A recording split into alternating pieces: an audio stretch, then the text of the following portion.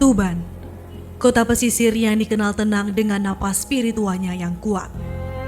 Namun di salah satu sudut jantung kotanya, sebuah batas tegas berdiri. Tembok beton yang memisahkan mereka yang dianggap lurus oleh hukum dan mereka yang harus menebus kesalahan di masa lalu.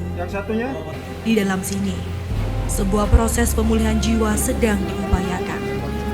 Namun pertanyaannya, saat waktu penebusan itu usai, apakah dunia di luar tembok ini benar-benar siap menerima mereka kembali?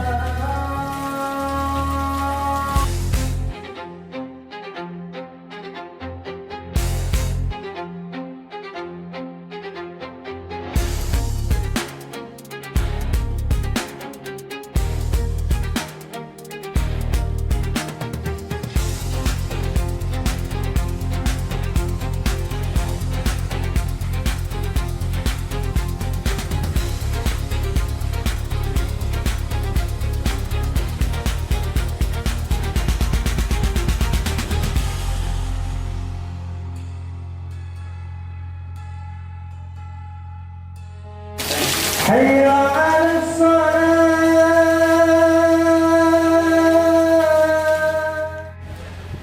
الله أكبر.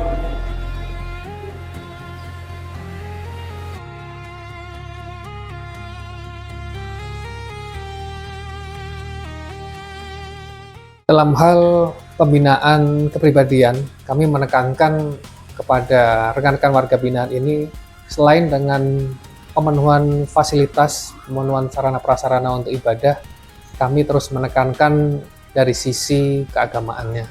Dan ini dari semua agama manapun, di keyakinan manapun, ketika disentuh hatinya mengenai Tuhannya, mereka pasti akan kembali lagi ke titik nol. Situlah kami masuk, kami memberikan pemahaman, kami memberikan pengertian, kami juga menekankan untuk membiasakan berbuat baik kepada siapapun, kepada dimanapun, dan tekankan kepada mereka bahwa bisa jadi ketika kita berbuat baik, kita tidak tahu kebaikan mana yang akan mengantar kita ke surga, dan itu menjadi kekuatan bagi mereka, menjadi titik balik bagi mereka untuk melakukan introspeksi, untuk terus mendekatkan diri kepada Tuhan, dan berupaya untuk tidak mengulangi perbuatan pelanggaran hukum lagi.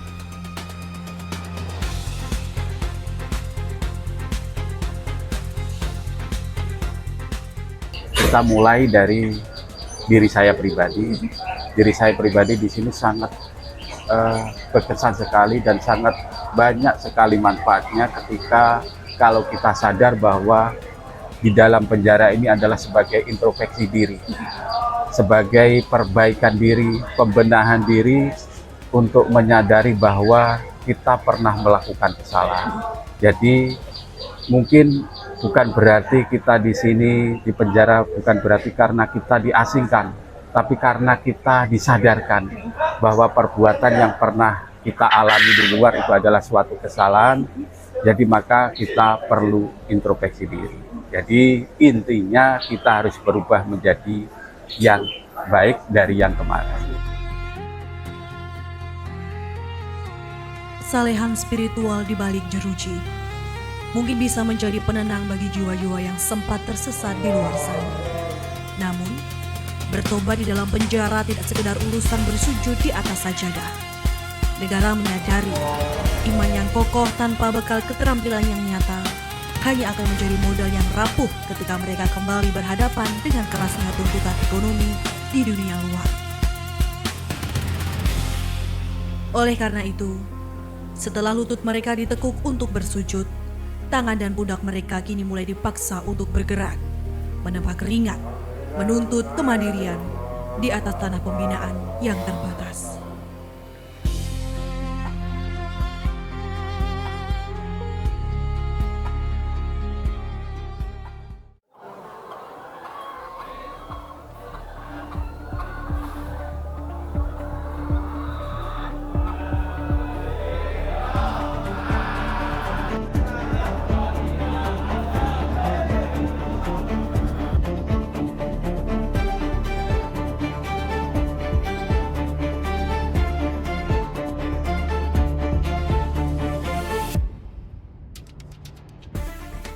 Untuk kegiatan program ketahanan pangan sebagai perpanjangan tangan Presiden Republik Indonesia, Bapak Menteri Imigrasi Pemasyarakatan juga mendukung program tersebut.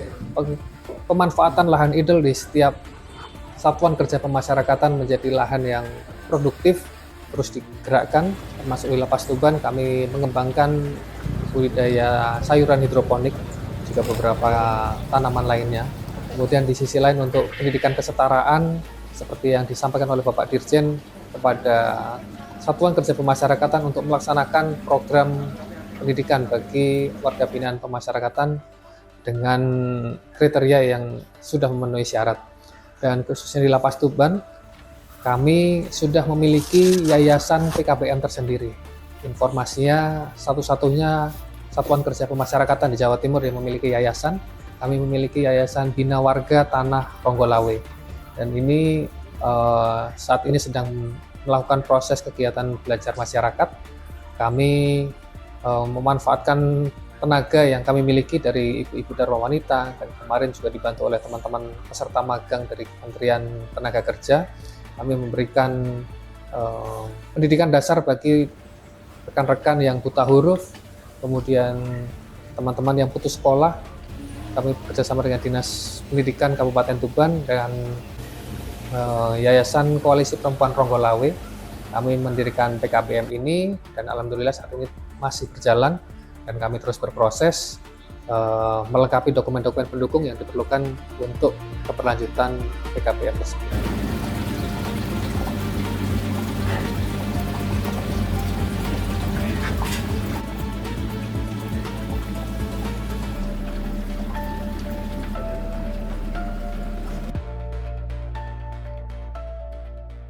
Salah satu program aksi Menteri Imigrasi dan Pemasyarakatan di tahun 2026 ini adalah untuk menggiatkan UMKM dari warga binaan pemasyarakatan. Dan di Lapas Tuban sendiri, kami terus melaksanakan inovasi, kami berkolaborasi dengan stakeholder terkait. Dalam hal pembinaan UMKM ini kami didukung oleh Dinas Koperasi dan UMKM Kabupaten Tuban, dan dari dinas tersebut menugaskan tim pendamping. Dan saat ini beberapa produk olahan makanan dari rekan-rekan warga binaan sudah memiliki sertifikasi halal dan juga sudah terbit PIRT-nya. Kelengkapan ini, sertifikasi halal dan PIRT, bermanfaat bagi kami agar produk yang dimiliki oleh Lapas Tuban bisa turut dipasarkan di toko-toko retail di sekitar wilayah Kabupaten Tuban dan toko-toko yang bisa menjual produk unggulan UMKM. Dan kami berharap melalui kegiatan ini kami giatkan agar rekan-rekan warga binaan juga mendapatkan premi. Premi tersebut bisa kami kumpulkan dan nanti kami serahkan ketika yang bersangkutan selesai menjalani pidana di lapas. Jadi ketika keluar mereka mendapat premi dan memiliki modal dasar untuk melakukan kegiatan pengembangan UMKM.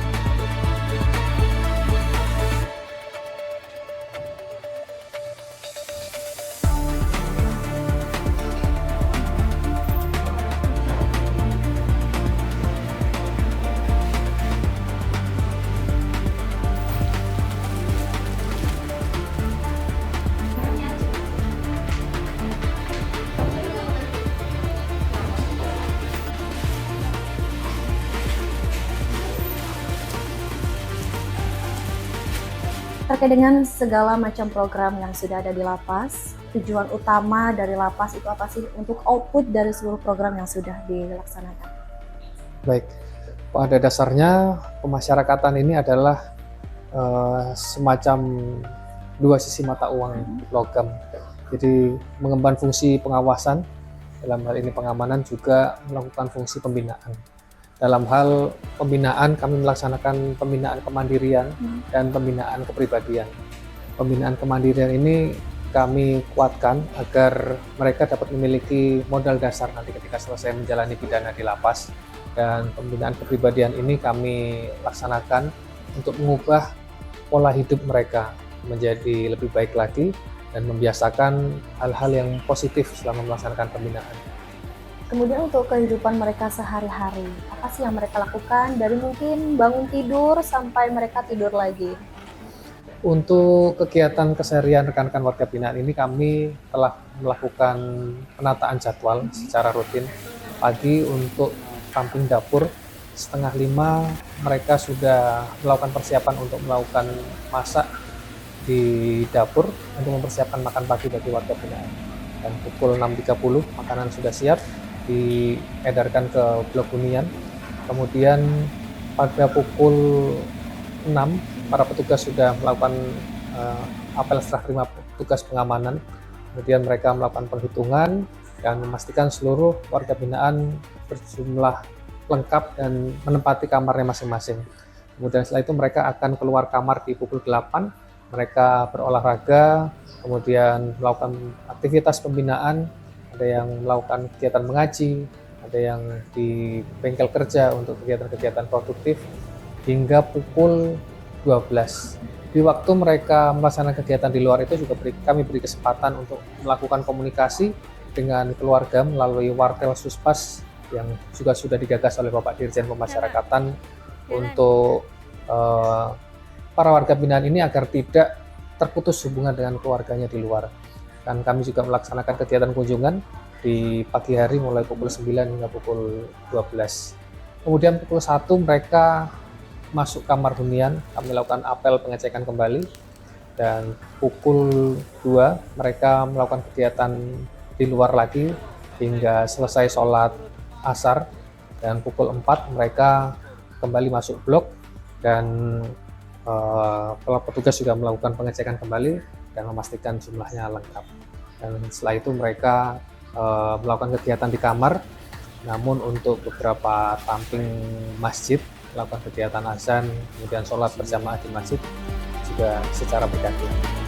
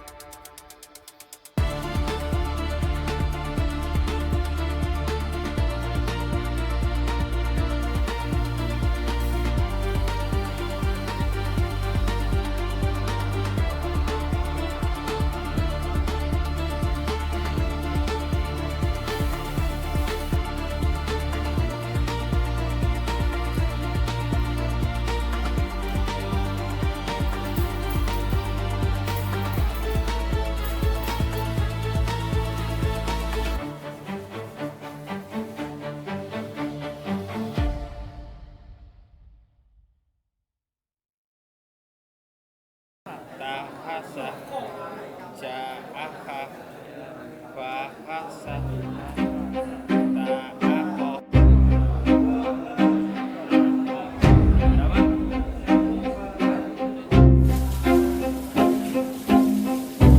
Segala bekal keahlian telah ditempa, ijazah pendidikan telah digenggam, dan perubahan perilaku telah diupayakan secara maksimal di dalam ruang pembinaan. Namun, ujian sesungguhnya bukan berada di dalam lapas. Ujian itu baru dimulai ketika kaki mereka melangkah keluar dan berhadapan langsung dengan kenyataan pahit di tengah masyarakat.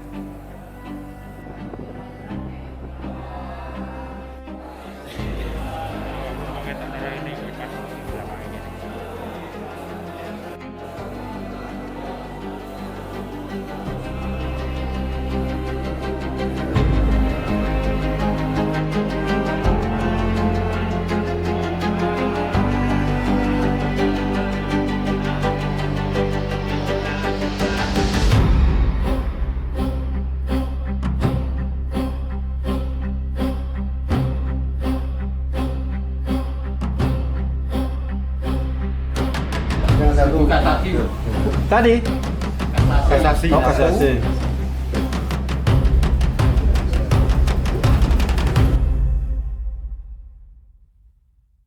Memang dalam hal menghilangkan stigma negatif dari masyarakat cukup berat bagi kami, juga bagi rekan-rekan warga binaan.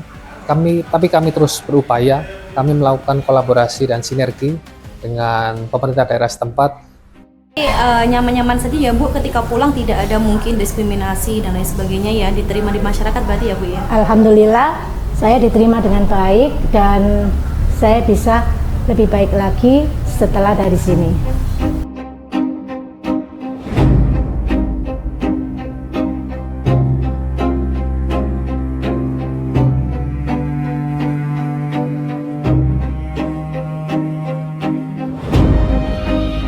Awalnya saya cuma keperluan aja.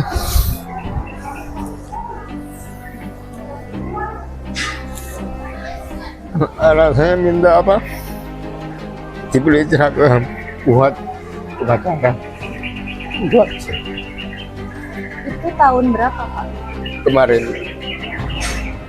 Setelah minta seragam itu, yang terbesit di benak Bapak saat itu tidak pegang uang?